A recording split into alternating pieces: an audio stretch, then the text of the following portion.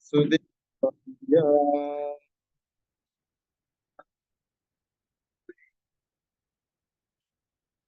ഓം നമോ ഭഗവതേ വാസുദേവായ.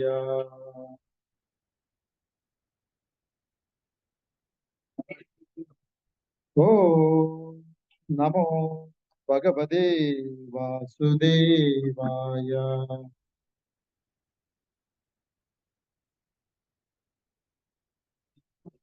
ഓമജ്ഞാനതിമിരാന്തസ്യ ജ്ഞാനാഞ്ജനശലാകയ ചക്ഷുരുർമിലിതം യേന തസ്മൈ ശ്രീഗുരുവേ നമഃ.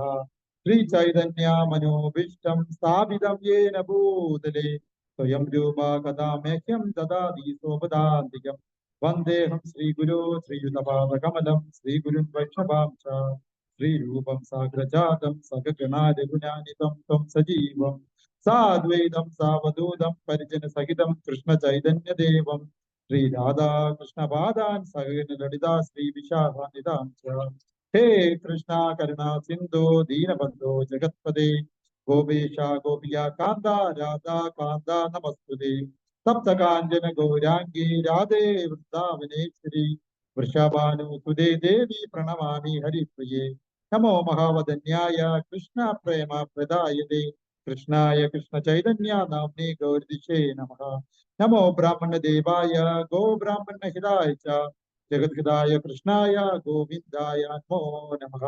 വാഞ്ചാകൽപതരൂപേച്ഛ കൃപാ സിന്ധുഭയേവ ച പതിതാനാം പാവനേഭോ വൈഷ്ണവേഭോ നമോ നമഃ. നമാവോ വിഷ്ണുപാദായ കൃഷ്ണപൃഷ്ഠായ ഭൂതലേ ശ്രീമതേ ഭക്തിവേദാന്ത സ്വാമി ഇതി നാമിനേ. നമസ്തേ സരസ്വതി ദേവി ഗൗരവാണി പ്രചാരിണേ നിർവിശേഷ ശൂന്യവാദി പാശ്ചാത്യ ദേശതാരിണേ. ജയ ശ്രീകൃഷ്ണ ചൈതന്യ പ്രഭോ നിത്യാനന്ദ ശ്രീ അദ്വൈത ഗദാധര ശ്രീവാസാദി ഗൗരഭക്തവൃന്ദ.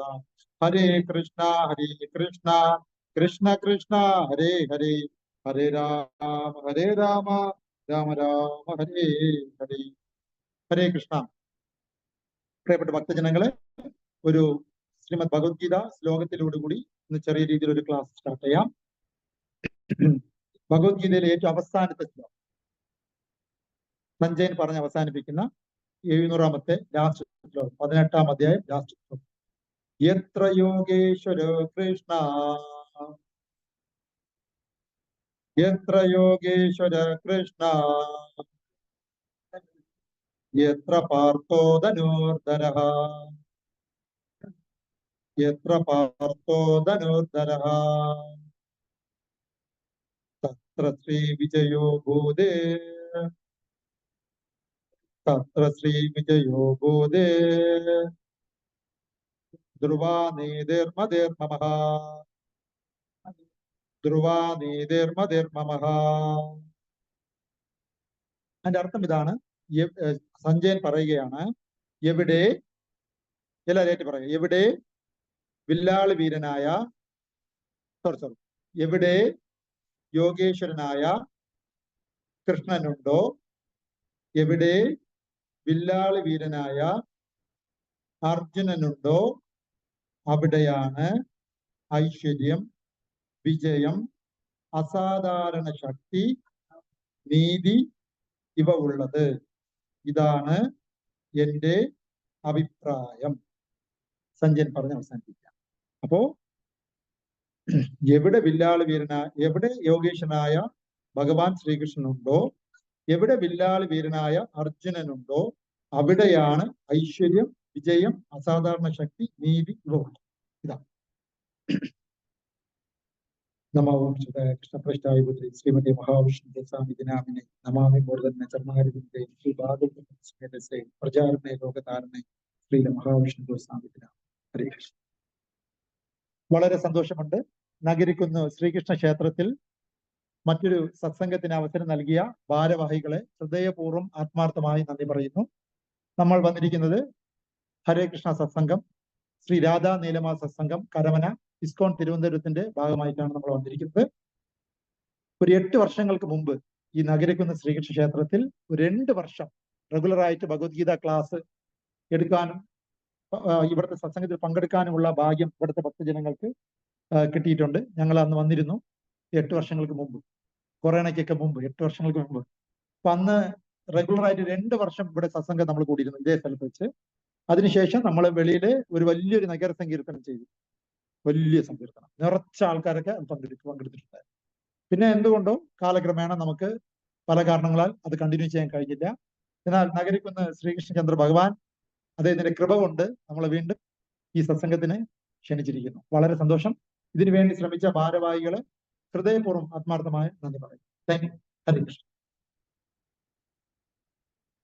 നമ്മൾ കൊച്ചിലെ കേട്ടുകൊണ്ടിരിക്കുന്ന ഒരു നാല് വാക്കുകൾ: മാതാ, പിതാ, ഗുരു, ദൈവം. എന്താണ് ഇതിന്? മാതാ, പിതാ, ഗുരു, ദൈവം. ഇങ്ങനെ കേട്ടിട്ടുണ്ടല്ലേ? ഇതിന്റെ അർത്ഥം നമ്മൾ മനസ്സിലാക്കി വെച്ചിട്ടുള്ള അർത്ഥം തന്നെയാണോ? എന്താണ്? ഇങ്ങനെ കേട്ടിട്ടുള്ളവരൊന്ന് കൈപ്പൊക്കിക്കേ. മാതാ, പിതാ, ഗുരു, ദൈവം. കേട്ടിട്ടുള്ളവരൊന്ന് ആത്മാർത്ഥമായൊന്ന് കൈപ്പൊക്കിക്കേ. കേട്ടിട്ടുണ്ട്. എന്നാൽ ഇതിന്റെ അർത്ഥം എന്താ? നമ്മൾ മനസ്സിലാക്കി വെച്ചിട്ടുള്ളത് ആദ്യം ആര് മതി? ആദ്യം മാതാവാണ്. അത് കഴിഞ്ഞിട്ട് മതി പിതാവ്. അതും കഴിഞ്ഞിട്ടേ ആർക്ക് സ്ഥാനമുള്ളൂ? ഗുരുവിന് സ്ഥാനമുള്ളൂ. അതിനും ശേഷം മതി ആർക്ക്? ഭഗവാൻ സ്ഥാനം എന്നാണ് നമ്മൾ മനസ്സിലാക്കി വെച്ചിരിക്കുന്നത്. ആണോ? അങ്ങനെയാണോ? ഇങ്ങനെയാണ് നമ്മൾ മനസ്സിലാക്കി വെച്ചത്. ശരിക്കും അതിന്റെ അർത്ഥം അതാണ്. എന്താണ് അതിനർത്ഥം? മാതാപിതാ ഗുരുദൈവം എന്നുള്ള ഈ വാക്കിന് ശരിക്കുമുള്ള അർത്ഥം എന്തെന്നാൽ റെസ്പോൺസിബിലിറ്റി ആണ് കാണിക്കുന്നത്. ഒരു മാതാവിന്റെ റെസ്പോൺസിബിലിറ്റി ആണ് മക്കൾക്ക് പിതാവിനെ കാണിച്ചു കൊടുക്കുക. അത് മാതാവിനെ മാത്രമേ ആ റെസ്പോൺസിബിലിറ്റി ഏറ്റെടുക്കാൻ പറ്റൂ. ശരിയല്ലേ? ഒരു ശരിയായ പിതാവ്, ശരിക്കും പിതാവ് ആകുന്നത് ഒരു യോഗ്യനായ ഒരു ഗുരുവിന്റെ സമക്ഷം മക്കളെ എത്തിക്കുന്ന ഉത്തരവാദിത്തം ആർക്കുണ്ട്? ഒരു പിതാവിനാണ്. അത് ചെയ്യാത്ത പിതാവ്, നല്ലൊരു യോഗ്യനായ ഗുരുവിനെ കണ്ടെത്തി മക്കൾക്ക് വിദ്യാഭ്യാസ സൗകര്യം ചെയ്തു കൊടുക്കാത്ത പിതാവ് അല്ല ശരിക്കുമുള്ള പിതാവ്. എന്നാൽ ഒരു യോഗ്യനായ ഗുരുവിന്റെ യഥാർത്ഥ ജോലി എന്ന് പറയുന്നത് ശിഷ്യനെ ഭഗവാനിലേക്ക് പടിപടിയായി ഉയർത്തിയെടുക്കുക എന്നുള്ളത്. അപ്പോ ഒരു മാതാവിന് പിതാവിനെ കാണിച്ചു കൊടുക്കേണ്ട റെസ്പോൺസിബിലിറ്റി ഉണ്ട്. ഒരു പിതാവിന് യോഗ്യനായ ഗുരുവിന്റെ സമക്ഷം മക്കൾ എത്തിച്ചു കൊടുക്കേണ്ട ഉത്തരവാദിത്തമുണ്ട്. ശരിക്കും ഒരു ഗുരു ആര് എന്ന് ചോദിച്ചാൽ ഭഗവാനിലേക്ക് നമ്മളെ എത്തിക്കാൻ വേണ്ടിയുള്ള സ്റ്റെപ്പ് ബൈ സ്റ്റെപ്പ് പ്രോസസ്സ് നമുക്ക് പഠിപ്പിച്ചു തരുന്ന വ്യക്തിയാണ് ഗുരു. ഇന്ന് കാണുന്ന സ്കൂളിലുള്ള ഗുരുക്കന്മാര് ആ നിലവാരത്തിലാണോ എന്ന് ചോദിച്ചാൽ അല്ല. അല്ലെ? സ്കൂളിലൊന്നും ഭഗവാനെ കുറിച്ച് ചർച്ച ഇല്ലല്ലോ. ഇതാണ് യഥാർത്ഥത്തിൽ മാതാപിതാ ഗുരുദേവൻ എന്നുള്ളതിന്റെ യഥാർത്ഥം. അപ്പോ നമ്മുടെ ജീവിതത്തിൽ നമ്മൾ ആഗ്രഹിക്കുന്നത്, നമ്മൾ എന്തെങ്കിലും ടൈം ഇൻവെസ്റ്റ് ചെയ്താൽ നമുക്കത് അനുസരിച്ച് റിസൾട്ട് കിട്ടണമെന്നാണ് നമ്മൾ ഓരോരുത്തരും ആഗ്രഹിക്കുന്നത്. ശരിയല്ലേ? നമുക്ക് എല്ലാവർക്കും ടൈം ഇൻവെസ്റ്റ് ചെയ്താൽ അതിന് റിസൾട്ട് കിട്ടാം. എന്നാൽ ഈ ഭൗതിക ലോകം സൃഷ്ടിക്കപ്പെട്ടിരിക്കുന്നത് നമ്മൾ എത്ര തന്നെ സമയം അങ്ങോട്ട് ഇൻവെസ്റ്റ് ചെയ്താൽ നമ്മുടെ ആത്മാർത്ഥത അനുസരിച്ച് അതേ അളവിൽ നമുക്ക് തിരിച്ചു കിട്ടത്തില്ല. അങ്ങനെയാണ് ഈ ലോകം സൃഷ്ടിക്കപ്പെട്ടിരിക്കുന്നത്. അതുകൊണ്ട് നമ്മുടെ എഫോർട്ട് അനുസരിച്ച് റിസൾട്ട് നമുക്ക് റിട്ടേൺ കിട്ടാതെ, എക്സ്പെക്ടേഷൻ അനുസരിച്ച് കിട്ടാതെ വരുമ്പോൾ നമ്മൾ വിഷമിക്കും, ദുഃഖിക്കും. മനസ്സിലായോ? അതുകൊണ്ടാണ് ഈ ലോകത്തിന് ദുഃഖാലയം എന്ന് പറയുന്നത്. ഇനി അഥവാ എന്തെങ്കിലും ഗുണമുള്ള കാര്യം കിട്ടിയാൽ തന്നെ ശാശ്വതമായി നമ്മുടെ കയ്യിൽ നിലനിൽക്കുന്നില്ല. അതാണ് ഈ ഭൗതിക ലോകത്തിന് ഭഗവാൻ ഇട്ടിരിക്കുന്ന പേര്, ദുഃഖാലയം, അശാശ്വതം. അപ്പൊ അത് മനസ്സിലാക്കി തരാൻ ഞാനൊരു കഥ പറയും. നമ്മളപ്പോ എന്ത് കാര്യത്തിന് ടൈം ഇൻവെസ്റ്റ് ചെയ്താലാണ് എന്നേക്കുമായി നമുക്ക് ഗുണമുള്ളതായി മാറ്റാൻ പറ്റുന്നത്? നമ്മൾ ഏതെങ്കിലും ഒരു കാര്യത്തിൽ നമ്മൾ ഫോക്കസ് ചെയ്താൽ അതിനനുസരിച്ച് റിസൾട്ട് കിട്ടണം. ആ റിസൾട്ട് നമുക്ക് എന്നേക്കുമായി ഗുണപ്പെടുകയും വേണം, ഇല്ലേ? അപ്പൊ ഏത് കാര്യത്തിലാണ് നമ്മൾ ടൈം ഇൻവെസ്റ്റ് ചെയ്യണം? അതിനെക്കുറിച്ച് ഒരു കഥ പറയും. ഒരു രാജാവിന് 5 പത്നിമാരുണ്ട്. ഒരു രാജാവിന് 5 പത്നിമാരുണ്ട്. അതില് രാജാവിന് എല്ലാ പത്നിമാരോടും ഒരേപോലത്തെ ഇഷ്ടമാണ് അല്ല.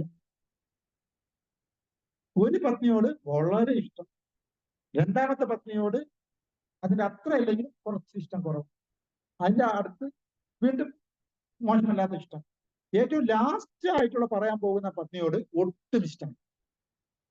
അപ്പൊ നമ്മുടെ സ്വഭാവം അനുസരിച്ച് ഇഷ്ടമുള്ള സ്ഥലത്ത് നമ്മൾ കൂടുതൽ സമയം ചെലവാക്കും, ഇഷ്ടമില്ലാത്ത സ്ഥലത്ത് ടൈം അല്പം കുറച്ച് ചെലവാക്കും, ഇല്ലേ? ശരിയാണോ? വർഷങ്ങൾ കഴിഞ്ഞപ്പോൾ രാജാവ് മരണക്കിടക്കയിലാണ്.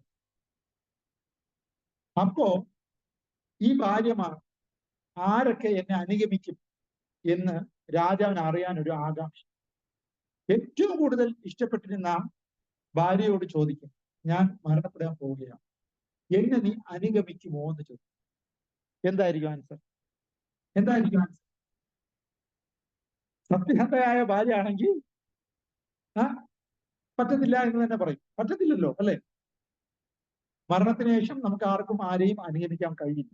അപ്പൊ ആ ദേവി പറഞ്ഞു, ഇല്ല, അങ്ങയുടെ മരണം വരെ മാത്രമേ എനിക്ക് അനുഗമിക്കാൻ കഴിയൂ, അതിനപ്പുറം എന്നെ കൊണ്ട് കഴിയില്ല. ഇതേ ചോദ്യം ബാക്കി 4 പത്നിമാരോടും അദ്ദേഹം ചോദിച്ചു. ഓരോരുത്തരും മത്സരിച്ച് എന്ത് പറഞ്ഞു, എനിക്ക് താങ്കളെ അനുഗമിക്കാൻ മാക്സിമം പോയ മരണത്തിന്റെ അന്ന് വരെ അനുഗമിക്കാൻ കഴിയും, അതിനപ്പുറം കഴിയില്ല. എന്നാൽ ഒരു ഭാര്യ മാത്രം ആ രാജാവിനോട് പറഞ്ഞു, ഞാൻ അങ്ങയെ അനുഗമിക്കും. വേറൊരു ഭാര്യ പറഞ്ഞു, ഞാൻ അനുഗമിക്കും, പക്ഷെ എന്നേക്കുമായ എന്ന് പറഞ്ഞു. ഇത് ഒരു കഥയാണ്. ഈ പത്നിമാരെല്ലാം ഓരോന്നിനെ റെപ്രസെന്റ് ചെയ്യുന്ന ആൾക്കാരാണ്. നമുക്ക് നോക്കാം ആരൊക്കെയാണ്, എന്തൊക്കെയാണ്. രാജാവ് കല്യാണം കഴിച്ചിരുന്ന 5 ഭാര്യമാർ ആരെന്ന് ചോദിച്ചാൽ നമുക്കെല്ലാവർക്കും ഉള്ള 5 ഭാര്യമാർ. ഒന്ന്, നമ്മുടെ തന്നെ ശരീരം. നമ്മൾ ഏറ്റവും കൂടുതൽ ഇഷ്ടപ്പെടുന്നത് നമ്മുടെ ശരീരമാണ്, അല്ലെ? 1. 2, നമ്മുടെ ഭാര്യ, മക്കൾ, ഭർത്താവ്, മക്കൾ, റിലേറ്റീവ്സ്, ഫ്രണ്ട്സ്, ഇവരെല്ലാം രണ്ടാമത്തെ ഭാര്യ. അപ്പോ 1 നമ്മുടെ തന്നെ ശരീരം, 2 നമ്മുടെ തന്നെ റിലേറ്റീവ്സ്, ഫ്രണ്ട്സ് ആൻഡ് റിലേറ്റീവ്സ്. 3 എന്താണ്? 3 ആരാണ്? നമ്മൾ ഉണ്ടാക്കി വെച്ച സ്വത്ത് വകകൾ, സമ്പാദ്യം, ബാങ്ക് ബാലൻസ്, അവിടെ പ്രോപ്പർട്ടി, ഇവിടെ പ്രോപ്പർട്ടി, അങ്ങനെ ഒരുപാട് സ്ഥലം മേടിച്ചു, ഫ്ലാറ്റ് മേടിച്ചു, ഇതുപോലത്തെ പ്രോപ്പർട്ടീസ് എല്ലാം. 4 നമ്മൾ ചെയ്ത പുണ്യപ്രവൃത്തി. നമ്മൾ ചെയ്ത പുണ്യപ്രവൃത്തി, ഹോസ്പിറ്റൽ കെട്ടി, അന്നദാനം ചെയ്തു, കുറെ പേർക്ക് ജോലി മേടിച്ചു കൊടുത്തു, ഇങ്ങനത്തെ കുറെ പുണ്യപ്രവൃത്തി. ലാസ്റ്റ് 5-മത്തത് എന്താ? 5-മത്തതാണ് ശരിക്കും ആത്മാവിനെ സംബന്ധിക്കുന്ന ഭക്തിയുക്ത ഭഗവത് സേവ. 5-മത്തതാണ് ഭഗവാൻ ശ്രീകൃഷ്ണനെ സമർപ്പണം ചെയ്തിട്ടുള്ള ഭക്തിയുക്ത ഭഗവത് സേവ. ഇതില് നമ്മുടെ മരണശേഷം നമ്മുടെ ശരീരം നമ്മൾ അനുഗമിക്കുമോ? ഏറ്റവും കൂടുതൽ ഇഷ്ടപ്പെടുന്നത് നമ്മുടെ ശരീരമാണ്. നമ്മുടെ ശരീരം മരണത്തിന് ശേഷം നമ്മളെ അനുഗമിക്കുമോ? നമ്മൾ കേട്ടിട്ടുണ്ട് ചത്തു പോയി എന്നാണ്. ചത്ത് കിടക്കുന്നു എന്ന് ആരെങ്കിലും പറയാറുണ്ടോ? അപ്പൊ കിടക്കുന്ന ആളല്ല യഥാർത്ഥ ആൾ, പോയ ആളാണ് യഥാർത്ഥ ആൾ. കിടക്കുന്നത് അദ്ദേഹത്തിന്റെ ശരീരം മാത്രമാണ്. ആ ശരീരത്തിന് ഉപേക്ഷിച്ചിട്ട് ഒരു കാലത്ത് പോകുന്നുണ്ട്. അപ്പോ ശരീരം നമ്മളെ അനുഗമിക്കില്ല, മരണത്തോടുകൂടി പണി മുടക്കും. 2, നമ്മുടെ ഫ്രണ്ട്സ് ആൻഡ് റിലേറ്റീവ്സ് നമ്മുടെ മരണത്തിന് ശേഷം നമ്മുടെ കൂടെ അനുഗമിക്കുമോ? ഒരിക്കലുമില്ല. എത്ര നല്ല സ്നേഹമുള്ള ഭാര്യ ആയാലും മരണപ്പെട്ട് കഴിഞ്ഞാൽ അതിനടുത്തിരിക്കാൻ പേടിക്കും, തിരിച്ചു മതി, ഭർത്താവും തിരിച്ചാണ്. മറ്റേ ഫ്രണ്ട്സ് ആൻഡ് റിലേറ്റീവ്സിന്റെ കാര്യം പറയേ വേണ്ട, ശരിയല്ലേ? അപ്പോൾ അവര് നമ്മളെ അനുഗമിക്കത്തില്ല. അപ്പൊ 2-മത്തെ ഭാര്യയുടെ കാര്യവും അനുഗമിക്കത്തില്ല. 3, നമ്മൾ ഉണ്ടാക്കിയ ബാങ്ക് ബാലൻസ്, നമ്മൾ ഉണ്ടാക്കിയ ഫ്ലാറ്റ്, പ്രോപ്പർട്ടി, ഇവയെല്ലാം നമ്മുടെ കൂടെ കൂടുമോ? മരണത്തിന് ശേഷം നമ്മുടെ കൂടെ കൂടുമോ? ഇല്ല, ഒരിക്കലുമില്ല. ഇതെല്ലാം ഇട്ടിട്ടാണ് നമുക്ക് പോകേണ്ടിയിരിക്കുന്നത്. അതും കഴിഞ്ഞു. ഇനി എന്താണ്? പിന്നെ പറയാം, നമ്മൾ കുറച്ച് ജീവകാരുണ്യ പ്രവർത്തനം നമ്മൾ ചെയ്തിട്ടുണ്ട്, അതിന്റെ പുണ്യം തീർച്ചയായിട്ടും അത് നമ്മളെ അനുഗമിക്കും. പക്ഷെ അനുഗമിക്കുന്നത് ആ പുണ്യമനുസരിച്ചുള്ള ഒരു ശരീരം, എൻജോയ് ചെയ്യാനുള്ള ഒരു ശരീരം നമുക്ക് കിട്ടും, അടുത്ത ജന്മത്തിൽ കിട്ടും. പുണ്യം നമ്മളെ അനുഗമിക്കുക തന്നെ സമ്മതിച്ചു. പക്ഷേ പുണ്യപാപങ്ങൾ അനുഭവിക്കാൻ വേണ്ടി നമ്മൾ വീണ്ടും ജനിക്കണം. വൈകുണ്ഠം എന്നുള്ളൊരു ലോകമുണ്ട്, അവിടെ കുണ്ഡങ്ങളില്ല. ഈരേഴ് 14 ലോകത്തിനും ഉപരിയാണ് വൈകുണ്ഠ ലോകം. അവിടെ എത്താൻ ഈ പുണ്യം നമ്മളെ അനുവദിക്കുന്നു. ഈരേഴ് 14 ലോകമായ ബ്രഹ്മലോകം അടക്കമുള്ള ഈ 14 ലോകങ്ങൾക്ക് അകത്ത് മാത്രമേ ഈ പുണ്യപ്രവൃത്തി കൊണ്ട് നമുക്ക് ഉയർത്തപ്പെടുവാനോ താഴ്ത്തപ്പെടുവാനോ പറ്റുള്ളൂ. എന്നാൽ അതിനു ഉപരിയാണ് വൈകുണ്ഠലോകം, ഭഗവാൻ വിഷ്ണുവിന്റെ രാജധാനി. അവിടെ നമുക്ക് പോകാൻ ഈ പുണ്യം പോലും ഉപകാരപ്പെടുത്തും. അവിടെ നമുക്ക് പറ്റുന്നത് യുഗധർമ്മം അനുഷ്ഠിച്ചാൽ മാത്രമേ നമുക്ക് എത്താൻ പറ്റൂ. ഭഗവാൻ കൃഷ്ണന് വേണ്ടി സമർപ്പണം ചെയ്യുന്ന എന്തെങ്കിലും ഓരോ പ്രവർത്തനങ്ങൾ മാത്രമാണ് ഭക്തിയുക്ത ഭഗവത് സേവനം കൊണ്ട് ഉദ്ദേശിക്കുന്നത്. അതിൽ ഏറ്റവും പ്രധാനപ്പെട്ട ഭക്തിയുക്ത ഭഗവത് സേവനമായി പറയപ്പെടുന്നത് ഹരേ കൃഷ്ണ മഹാമന്ത്ര ജപമാണ്. കാരണം കലിയുഗ ധർമ്മം അതാണ്. സത്യയുഗത്തിൽ കൊടും തപസ് ചെയ്യുമ്പോൾ കിട്ടുന്ന അതേ ഫലം ത്രേതായുഗത്തിൽ യജ്ഞങ്ങൾ ചെയ്യുമ്പോഴാണ് കിട്ടിയിരുന്നത് എങ്കിൽ ദ്വാപാരയുഗത്തിൽ അതേ ഫലം ക്ഷേത്ര ആരാധനയും വിഗ്രഹ ആരാധനയും കൊണ്ടാണ് ആ ഫലം കിട്ടിയിരുന്നതെങ്കിൽ കലിയുഗത്തിൽ അതേ ഫലം കിട്ടുന്നത് ഹരിയുടെ തിരുനാമ ജപം കൊണ്ടാണ്. കൃതായദായതോ വിഷ്ണു ത്രേതായാം യജന്തോ മവൈ ദ്വാപാര പരിചര്യായ കലോത ഹരികീർത്തന. കൃതായുഗത്തിൽ എന്ത് ഫലമാണോ വിഷ്ണുവിനെ ധ്യാനം ചെയ്യുമ്പോൾ കിട്ടിയിരുന്നത് അതേ ഫലം ത്രേതായുഗത്തിൽ യജ്ഞങ്ങൾ ചെയ്യുമ്പോഴാണ് കിട്ടിയിരുന്നത് എങ്കിൽ ദ്വാപാരയുഗത്തിൽ അതേ ഫലം ക്ഷേത്രാരാധന വിഗ്രഹാരാധന കൊണ്ടാണ് കിട്ടിയിരുന്നതെങ്കിൽ കലിയിൽ അതേ ഫലം ഹരികീർത്തന, ഹരിയുടെ തിരുനാമ ജപം കൊണ്ട് ആണ് കിട്ടുന്നത്. അങ്ങനെ നോക്കുമ്പോൾ നമ്മൾ ഇത്രയും നേരം ഇവിടെ കീർത്തനം ചെയ്തത് ഹരികീർത്തനമല്ലേ? ഇതിനു വേണ്ടി നമ്മൾ എത്ര സമയം ചെലവാക്കുന്നു? നേരത്തെ പറഞ്ഞ രാജാവ് ഇതുപോലത്തെ കാര്യത്തിന് വേണ്ടി സമയം ചെലവാക്കാറുണ്ടോ? ഏറ്റവും കുറച്ച് സമയം മാത്രമേ ഏറ്റവും ഇഷ്ടപ്പെടാത്ത കാര്യത്തിന് വേണ്ടി നമ്മൾ ചെലവാക്കാറുള്ളൂ, അല്ലേ? അങ്ങനെ നമ്മുടെ ജീവിതകാലം മുഴുക്ക ഒരു 100 വർഷം ഈ ഭൂമുഖത്ത് ജീവിച്ചിരിക്കുമ്പോൾ നമ്മൾ എത്ര സമയമാണ് ഹരികീർത്തനത്തിന് വേണ്ടി ചെലവാക്കുന്നത്? ഒന്ന് ആലോചിച്ച് നോക്കൂ. നേരത്തെ പറഞ്ഞ ഭാര്യ 5 ഭാര്യമാരുള്ളതിൽ ഏറ്റവും കുറച്ച് സമയം മാത്രം ചെലവാക്കുന്ന ഭാര്യ എന്നുള്ള അർത്ഥത്തിൽ നമ്മൾ ഹരേ കൃഷ്ണ മഹാമന്ത്ര ജപത്തിന് വേണ്ടി വളരെ കുറച്ച് സമയമല്ലേ ചെലവാക്കുന്നുള്ളൂ. എന്നാൽ ഈ ഒരു ജപം കൊണ്ട് മാത്രമേ നമ്മൾ ഈ 14 ലോകവും താണ്ടി ഭഗവാന്റെ ആധ്യാത്മിക ഗ്രഹമായ വൈകുണ്ഠ ലോകത്തിൽ ഗോലോക വൃന്ദാവനത്തിൽ നമുക്ക് പോകാൻ കഴിയും. അപ്പോ ഈ ഒരു കാര്യത്തിന് നമ്മൾ സമയം യഥാർത്ഥത്തിൽ നമ്മളോട് സ്നേഹമുണ്ടെങ്കിൽ നമ്മൾ കാണിക്കേണ്ടതാണ്.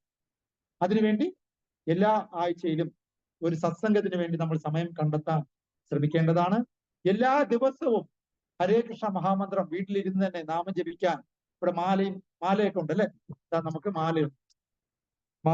ഈ മാല വീട്ടിൽ വാങ്ങിച്ചു വെച്ച് നമുക്ക് എല്ലാവർക്കും ഒറ്റയ്ക്കിരുന്ന് ജപിക്കാവുന്നതാണ്. അപ്പൊ മാലയുണ്ട്. പിന്നെ ഭഗവത്ഗീത, ഭാഗവതം ഇവയെല്ലാം നമ്മൾ വീട്ടിലിരുന്ന് ഒറ്റയ്ക്കിരിക്കുമ്പോൾ വായിക്കാവുന്നതാണ്. അതിന്റെ ഡൗട്ട് മറ്റു കാര്യങ്ങളൊക്കെ ഉണ്ടെങ്കിൽ ഇതുപോലത്തെ സത്സംഗങ്ങളൊക്കെ വരുമ്പോൾ നമുക്ക് ചർച്ച ചെയ്യാപ്പെടാവുന്നതാണ്. ഇന്നത്തെ കാലം ഭഗവാൻ വളരെ കരുണാമയനാണ്. അതുകൊണ്ട് എന്ത് സംഭവിച്ചു? നമുക്ക് വീട്ടിലിരുന്നുകൊണ്ട് തന്നെ സൂമിലൂടെ, അല്ലെ, ഇപ്പൊ ക്ലാസ് ഉണ്ട്, മൊബൈലിലൂടെ ക്ലാസ് ഉണ്ട്, യൂട്യൂബിലൂടെ ക്ലാസ് ഉണ്ട്. ഇതെല്ലാം നമുക്ക് എൻജോയ് ചെയ്യാൻ പറ്റുന്ന കാലഘട്ടത്തിലാണ് നമ്മൾ ജീവിക്കുന്നത്. അപ്പോ ഈ ഇത്യാദി ഗ്രന്ഥങ്ങൾ പഠിക്കാൻ വേണ്ടി നമ്മൾ വിലപ്പെട്ട ഒരു സമയം നമ്മൾ ദൈനംദിന ജീവിതത്തിൽ 24 മണിക്കൂറിനകത്ത് നമ്മൾ മാറ്റിവെക്കേണ്ടത്. അതിനുവേണ്ടി ഉപകരിക്കാനാണ്, അതുപോലത്തെ കാര്യങ്ങൾ ചെയ്യാൻ വേണ്ടി പ്രേരണ നൽകാനാണ് ഇതേപോലത്തെ ക്ഷേത്രങ്ങളെല്ലാം പ്രവർത്തിക്കേണ്ടത്. ആ അർത്ഥത്തിൽ തന്നെ പ്രവർത്തിക്കുന്ന നഗരക്കുന്ന് ശ്രീകൃഷ്ണ ക്ഷേത്രത്തിലെ ഭാരവാഹികളോട് നമുക്ക് ഹൃദയപൂർവ്വം നന്ദി പറയാം. ഇനിയും ഒരുപാട് സത്സംഗത്തിനുള്ള വേദിയാവാൻ ഈ മഹനീയമായ ഈ ഭൂമിക്ക് സാധിക്കട്ടെ. അതിനുവേണ്ടി ഭഗവാൻ നമ്മളെ ഓരോരുത്തരെയും അനുഗ്രഹിക്കുമാറാണ്. ഹരേ കൃഷ്ണ. എന്തെങ്കിലും ഡൗട്ട് എന്തെങ്കിലും ഉണ്ടെങ്കിൽ ചോദിക്കും.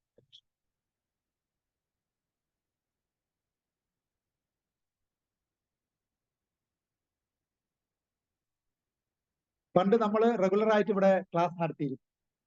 അന്ന് പണ്ട് റെഗുലറായിട്ട് വന്നിരുന്നവരൊന്ന് കൈപ്പൊക്കി. ആരെങ്കിലും ഉണ്ടോ? ഹരേ കൃഷ്ണ. സാറുണ്ട്. വേറെ ആരാ? മാതാജി ഉണ്ട്, പ്രഭു ഉണ്ട്. ഹരി ബോൽ. Thank you. വളരെ സന്തോഷം കേട്ടോ. കാലങ്ങൾ കഴിഞ്ഞിട്ട് കണ്ടതിൽ വളരെ സന്തോഷം. നമ്മൾ അത് കണ്ടിന്യൂ ചെയ്യണമെന്നാണ് എൻ്റെ വിനീതമായ അഭിപ്രായം. നമുക്ക് അങ്ങനെ സാധിക്കുമെങ്കിൽ നമ്മുടെ ഡ്യൂട്ടീസ് മാറി മാറി വന്ന് ക്ലാസ് എടുക്കുന്നതാണ്. ആഴ്ചതോറും ഞായറാഴ്ച ഈ സമയത്താണ് നിങ്ങൾക്ക് സൗകര്യമെങ്കിൽ അങ്ങനെ ആവാം. അതല്ല മാസത്തിൽ ഒരിക്കുകയാണെങ്കിൽ അങ്ങനെയും ആവാം. സത്സംഗം വേണം, സത്സംഗം മസ്റ്റായിട്ട് വേണം. ഞാൻ ഈ പ്രസ്ഥാനത്തിൽ ആദ്യമായി വരുന്നത് 1999-ലാണ്, 96-ലാണ്. 1996 ഞാൻ പ്രീ ഡിഗ്രി കഴിഞ്ഞിരിക്കുന്ന സമയത്ത് എൻ്റെ ഒരു കൂട്ടുകാരൻ ആദ്യമായി എന്നെ ഒരു നല്ലൊരു സ്ഥലത്ത് ഞാൻ തന്നെ വിളിച്ചോണ്ട് പോകാന്ന് പറഞ്ഞ് കൈപിടിച്ച് കൊണ്ടുവന്ന സ്ഥലമാണ് international society for Krishna consciousness, അന്താരാഷ്ട്ര കൃഷ്ണ അവബോധ സഭ. ആദ്യമായി ഞാൻ ഇതുപോലത്തെ കാര്യങ്ങളൊക്കെ അന്നത്തെ പ്രഭാഷകന്മാരൊക്കെ പറഞ്ഞ് കേൾക്കുമ്പോൾ എനിക്ക് വളരെ രോമാഞ്ചമുണ്ടായി. ഇങ്ങനെയൊക്കെ വേണമെന്ന് എനിക്ക് ആഗ്രഹമുണ്ട്, പക്ഷെ ഈ ലോകത്ത് എവിടെ കിട്ടുമെന്ന് എനിക്ക് അറിയില്ല. അങ്ങനെ വിഷമിച്ചിരുന്ന സമയത്താണ് എന്റെ കൂട്ടുകാരൻ കറക്റ്റാ ഈ ആശ്രമത്തിൽ എന്നെ കൊണ്ടുവിട്ടത്. അന്ന് മുതൽ ഇന്ന് വരെ ഞാൻ എല്ലാ ആഴ്ചയിലും തിരുവനന്തപുരത്ത് ഉണ്ടെങ്കിൽ ഈ സത്സംഗത്തിന് ഞാൻ പങ്കെടുക്കാം. വർഷങ്ങൾ എത്ര കഴിഞ്ഞു പോയി, പക്ഷേ നമ്മുടെ ആക്ടിവിറ്റി നമ്മൾ കറക്റ്റായി കണ്ടിന്യൂ ചെയ്തു. കാരണം ഇത് ശരിക്കും സ്വാർത്ഥനാവണം. നമ്മൾ നമുക്ക് വേണ്ടി പ്രവർത്തിക്കണം. നമ്മൾ ഒരു ടൈം ഇൻവെസ്റ്റ് ചെയ്താൽ അതിന്റെ റിട്ടേൺസ് നമുക്ക് കിട്ടണം. എങ്കിൽ ഏറ്റവും ബെസ്റ്റ് ഹരിനാമ സങ്കീർത്തനത്തിൽ പങ്കെടുക്കുക എന്നുള്ളത്, ഹരേ കൃഷ്ണ മഹാമന്ത്ര ജപത്തിൽ പങ്കെടുക്കുക എന്നുള്ളതാണ്. നമ്മൾ ഒരു സ്റ്റെപ്പ് എടുത്ത് വച്ചാൽ ഭഗവാൻ 1000 സ്റ്റെപ്പാണ് തിരിച്ചെടുത്ത് വയ്ക്കുന്നത്. ഒരു സംശയം വേണം. അങ്ങനെ ഒരു മനുഷ്യനും ചെയ്യാൻ പറ്റില്ല, ഭഗവാന് മാത്രമേ ചെയ്യാൻ പറ്റൂ. എന്നാൽ ഭഗവാൻ ഇവിടെ ഉണ്ടോ എന്ന് ചോദിച്ചാൽ ഉണ്ട് എന്നുള്ളതിന് ഒരുപാട് തെളിവുകളുണ്ട്. ഒരുപാട് തെളിവുകളുണ്ട്. അത് നമുക്ക് എൻജോയ് ചെയ്യാൻ പറ്റണമെങ്കിൽ നമ്മൾ നാമം ജപിക്കുന്നവരായിരിക്കും. നമ്മൾ ഈ നാമം ജപിക്കുന്നവരായാൽ മാത്രമേ ഭഗവാനും നമ്മൾ തമ്മിലുള്ള ബന്ധം നമുക്ക് റിയലൈസ് ചെയ്യാൻ പറ്റൂ. കണ്ണുണ്ടെങ്കിലും കാണാൻ പറ്റണമെന്നില്ല. ഉദാഹരണത്തിന് നമ്മളൊരു കാർ ഓടിച്ചു പോകും. പെട്ടെന്ന് കാർ ബ്രേക്ക് ഡൗൺ. അപ്പൊ നമ്മൾ എന്ത് ചെയ്യും? അവിടെ ഇവിടെയൊക്കെ അടിച്ചൊക്കെ നോക്കും, അല്ലെ? 3-4 പ്രാവശ്യം കീ ഇട്ട് ഒന്ന് കറക്കിയൊക്കെ നോക്കും. ഒരു രക്ഷയില്ല. അപ്പൊ നമ്മൾ വെളിയിൽ ഇറങ്ങി ഫ്രണ്ടില്, അല്ലെ, അതൊന്ന് തുറന്നു നോക്കും, അല്ലെ? തുറന്നു നോക്കുമ്പോ കണ്ട ആ സാധനം, കാറിന്റെ ഫ്രണ്ടിലുള്ള അത് എന്ത് പറയാ അതിന്, ബോണറ്റ്, അല്ലെ? തുറന്നു നോക്കുമ്പോ കണ്ട സംഭവം കണ്ടിട്ട് വല്ലത് മനസ്സിലായോ? ഒന്നും മനസ്സിലായില്ല. നമ്മൾ ഉടനെ എന്ത് ചെയ്യും? അല്പം നടന്ന് ഒരു വർക്ക്ഷോപ്പിൽ പോയി ഒരു വർക്ക്ഷോപ്പ് മേസ്തിരിയെ വിളിച്ചോണ്ട് വരും, അല്ലേ? വരില്ലേ? എന്നിട്ട് അദ്ദേഹം ഇതേപോലെ ഇതിന്റെ പേര് ബോണറ്റ്, അല്ലേ, തുറന്നു നോക്കും. തുറന്നു നോക്കുമ്പോൾ നമ്മൾ കണ്ട അതേ കാഴ്ചയാണ് അദ്ദേഹം കാണുന്നത്. പക്ഷേ അദ്ദേഹത്തിന് ചിലതൊക്കെ മനസ്സിലായി. എവിടെയാണ് കംപ്ലൈന്റ് എന്ന് അദ്ദേഹത്തിന് മനസ്സിലായി. അത് നോക്കിയപ്പോൾ നമുക്ക് മനസ്സിലായി. എന്താണ് കാരണം? അദ്ദേഹത്തിന് അത് കാണാനുള്ള കണ്ണുണ്ടായിരുന്നു. നമുക്ക് കണ്ണുണ്ടെങ്കിലും അദ്ദേഹം കണ്ട അത്രത്തോളം കാണാനുള്ള കണ്ണ് നമുക്കില്ല. എന്താണ് കാരണം? അറിവാണ് കാരണം. ഈ അറിവുള്ള ആൾക്കാർക്ക് കാണാൻ പറ്റുന്നത് അറിവില്ലാത്ത ആൾക്കാർക്ക് കാണാൻ പറ്റില്ല. ഭൗതിക ലോകത്തിലെ അങ്ങനെ ആണെങ്കിൽ ഭഗവാൻ ഭൗതിക ലോകത്തിലുള്ള ആളെ അല്ല, ആധ്യാത്മിക ലോകത്തിലുള്ള ആളാണ്. അപ്പൊ അദ്ദേഹത്തിനെ കുറിച്ച് മനസ്സിലാക്കാൻ ഇതേപോലത്തെ സത്സംഗം ആവശ്യമില്ലേ? ഇതേപോലത്തെ അറിവുകൾ ആവശ്യമില്ലേ? ആവശ്യമുണ്ടോ?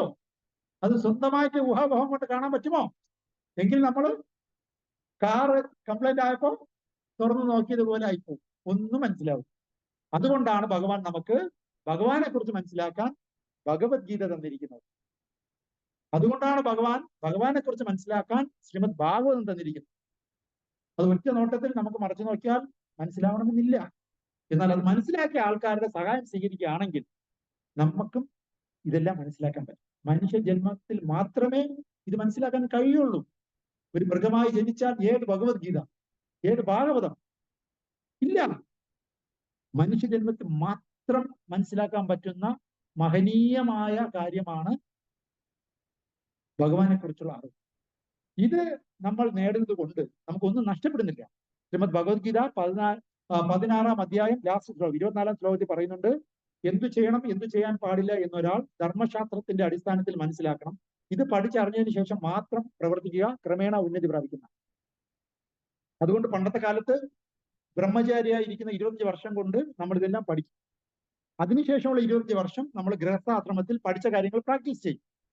അതിനുശേഷമുള്ള 50 വയസ്സിന് ശേഷമുള്ള 25 വർഷം നമ്മൾ മറ്റുള്ള ജോലിയിൽ നിന്നെല്ലാം റിട്ടയർ ചെയ്ത് കൂടുതൽ ഭക്തി കാര്യങ്ങളിൽ നിമഗ്നരാകും. അതിനുശേഷം 75 വയസ്സിന് ശേഷം പ്രകൃതിയാൽ തന്നെ നമ്മുടെ ശരീരത്തിനെ പിടിച്ചു പറിക്കുന്നതിന് മുമ്പ് തന്നെ വിട്ടുകൊടുക്കാൻ മാനസികമായിട്ട് നമ്മൾ തയ്യാറായി ഇതേ ഭക്തിത്വ ഭഗവത് സേവനം കണ്ടിന്യൂ ചെയ്യും. ഇതാണ് സന്യാസം. അപ്പോ അന്നത്തെ കാലത്ത് ഇതിനുള്ള സംവിധാനം ഉണ്ടായിരുന്നു, പറഞ്ഞു തരാൻ ആളുണ്ട്. ഇപ്പോ ഇല്ല എന്നാണ് നമ്മൾ പറയുന്നത്. പക്ഷെ ഇല്ലാത്തതല്ല, ഉള്ളവരുടെ അടുത്ത് നമ്മൾ വരാൻ തയ്യാറാകുന്നത്. അന്ന് എന്നെ വിളിച്ചോണ്ട് പോയ കൂട്ടുകാരൻ ഒരു പ്രാവശ്യം വിളിച്ചോണ്ട് പോയോ, പിന്നെ ഞാനാണ് പോയത്, അല്ലേ? അപ്പോ ഇതിനെ പോയാൽ കന്യാകുമാരി പോകാൻ പറ്റും എന്ന് ഒരു ബോർഡ് ചുമരെഴുത്ത് ചെയ്ത് ഒരു അങ്ങോട്ട് ചൂണ്ടിക്കാണിക്കുന്ന ഒരു ബോർഡ് നമ്മൾ കണ്ടെന്ന് വെച്ചോ. അത് കണ്ടിട്ട് കന്യാകുമാരിക്ക് പോകണമെന്ന് ആഗ്രഹിക്കുന്നവർക്കൊക്കെ അതിലേ പോയാൽ കന്യാകുമാരി എത്തും, ശരിയല്ലേ? എന്നാൽ ആ ബോർഡ് കന്യാകുമാരി പോയോ? ഇല്ല. എന്നതുപോലെ ഈ അറിവ് കൊണ്ട് നമുക്ക് ഭഗവാന്റെ കാര്യം കൂടുതൽ മനസ്സിലാക്കാൻ നമ്മുടെ സ്വന്തം എഫോർട്ട് വേണം. അപ്പൊ നിങ്ങൾ ഇവിടെ വന്നിരിക്കുന്ന പാർട്ടിസിപ്പൻസ് ഓരോരുത്തരും നിങ്ങളുടെ ഇൻട്രസ്റ്റ് ഉണ്ടെങ്കിൽ നിങ്ങൾ ഭാരവാഹികളോട് പറയുകയാണെങ്കിൽ ഇതുപോലത്തെ സത്സംഗത്തിന് ഇനിയും അവസരം ഈ മഹനീയമായ ഈ നഗരിക്കുന്ന ശ്രീകൃഷ്ണ ക്ഷേത്രത്തിൽ സാധിക്കുമെന്ന് ഞാൻ വിശ്വസിക്കുന്നു. അതിനുവേണ്ടി ഭാരവാഹികൾ എല്ലാം സ്റ്റെപ്പ് എടുക്കണമെന്ന് വിനീതമായി അഭ്യർത്ഥിച്ചുകൊണ്ട് ഇന്നത്തെ പ്രഭാഷണം നമുക്ക് നിർത്താം.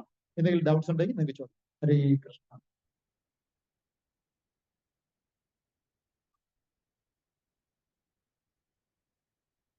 ഒരു കാര്യം കൂടെ പറഞ്ഞോട്ടെ, ഇവിടെ ഇരിക്കുന്ന ഈ പിള്ളേരെല്ലാം ഞാനടക്കം ഗൃഹസ്ഥന്മാരാണ്. കല്യാണം കഴിഞ്ഞു, ജോലിയുണ്ട്, ഭാര്യയുണ്ട്, മക്കളുണ്ട്, കുടുംബത്തോടെ താമസിക്കുന്ന ആൾക്കാർ തന്നെയാണ്. ഇവരെല്ലാം നല്ല രീതിയിൽ പഠിക്കുന്ന വിദ്യാർത്ഥികളാണ്. ഇവരെല്ലാം വേറെ ചിലരൊക്കെ നല്ല ഹൈ പോസ്റ്റിലുള്ള ആൾക്കാരാണ്, നല്ല സാലറി ഒക്കെ മേടിക്കുന്ന ഹൈ ക്ലാസ് ആൾക്കാരാണ്. ആരും മോശക്കാരല്ല. ഈ വേഷം കണ്ടിട്ട് നമ്മൾ വെറും ഭക്തി എന്ന് ആരും വിചാരിക്കരുത്. എല്ലാം കൈ നിറച്ച് സമ്പാദിക്കുന്ന ആൾക്കാർ. അറ്റ് ദ സെയിം ടൈം ഭക്തിയിലും നമ്മൾ സമയം ചെലവാക്കും. എല്ലാവർക്കും നല്ല സാലറി ഉണ്ട്. 1 ലക്ഷം 2 ലക്ഷം സാലറി ഉള്ള ആൾക്കാർ ഇതിനകത്തുണ്ട് മാസം. അപ്പൊ അങ്ങനെയുള്ള ആൾക്കാർ ഭക്തിയും അത്രത്തോളം സീരിയസ് ആയിട്ട് എടുക്കാൻ കാരണം ഇത് എല്ലാ മനുഷ്യരും ചെയ്യേണ്ടതായിട്ടുണ്ട്. അതുകൊണ്ട് നിങ്ങൾ ഓരോരുത്തരും ആത്മാർത്ഥമായി ഭക്തിയോടുകൂടിയുള്ള കുടുംബജീവിതം നയിക്കാൻ മുന്നോട്ട് വരണമെന്ന്. ഹരേ കൃഷ്ണ. Thank you. ആരതിക്ക് സമയമായോ? അതിനുശേഷമാണോ ആരതി? Okay okay. ഇപ്പൊ നമുക്ക് ആരതിയുടെ സമയമാണ്. അതിന്റെ കൂടെ ഹരിനാമ സങ്കീർത്തനം ചെയ്ത് ഭഗവാനെ വലയം വെച്ച് നമുക്ക് ആനന്ദ നൃത്തം ചെയ്യാം. ഹരേ കൃഷ്ണ. ഗ്രന്ഥരാജ് ശ്രീമദ് ഭാഗവത ഭഗവത്ഗീത की जय, श्रीला प्रभुपाद की जय, श्रील गुरुदेव जय, गौर